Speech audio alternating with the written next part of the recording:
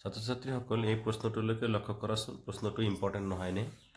চোৱা, এনেকুৱা ধৰণৰ প্ৰশ্ন 100% তোমালোকৰ অহা 20 তাৰিখৰ মেথছৰ পেপাৰত তোমালোকে দেখা পাবা আৰু ভিডিঅ'টো শেষলৈকে চাবা। 1 মাৰ্ক তোমালোকে 100% পাবা বুলি ধৰি লোৱা। চ' প্ৰশ্নটোত কি আছিল?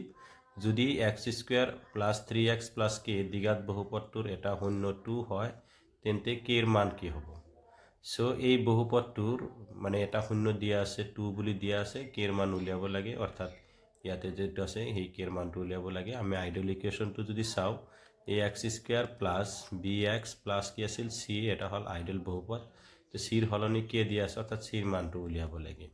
সো আমি জানো যদি দুটা শূন্য থাকে দ্বিঘাত বহুপদ হলে তাৰ কেইটা শূন্য থাকে? দুটা। তেনেহলে এটাক আলফা বুলি ক'লো আৰু আনটোক বিটা বুলি ক'লো। আলফা + বিটা = আমি জানো -b/a বুলি আমি অলৰেডি জানো।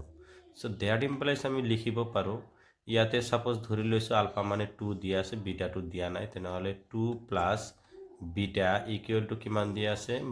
-b। b ৰ মান কিমান দিয়া আছে? x ৰ হক, b মানে হল x ৰ হক। x ৰ হক কিমান দিয়া আছে? 3। ইয়াতে মাইনাস আছে, মাইনাসটো দি দিম আৰু a হল x² হক, x² হক 1 আছে। সো দ্যাট ইমপ্লাইজ আমি পাম বিটা = পাম -3 আৰু -2। সো দ্যাট = বিটাৰ মান হ'ব আমাৰ -5। বিটাৰ মান কিমান পালো আমি? -5। আমাক কিন্তু এতিয়া দিছে আমাৰ কিহৰ মান? k ৰ মান, অৰ্থাৎ c ৰ মান দিছে।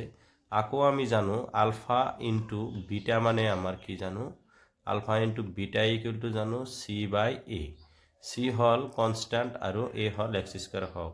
সো আলফাৰ মান যেহেতু অলৰেডি আমি 2 বুলি লৈছিলো আৰু বিটাৰ মান অলৰেডি এতিয়া আমি কিমান পাইছো? -5 পাইছো। = c মানে কি দিয়া আছে? k দিয়া আছে আৰু a মানে হল x² হক, দ্যাট = কিমান আছে? 1। সো দ্যাট ইমপ্লাইজ আমি -10 = কিমান পাম? k পাম। সো therefore k = কিমান পালো আমি? k = -10 পালো। সো অপশন নাম্বাৰ কোনটো ৰাইট হ'ব? Option number B right answer হ'ব।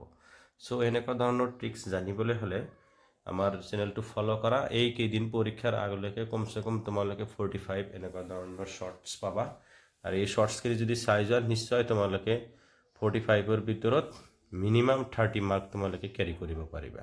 ধন্যবাদ।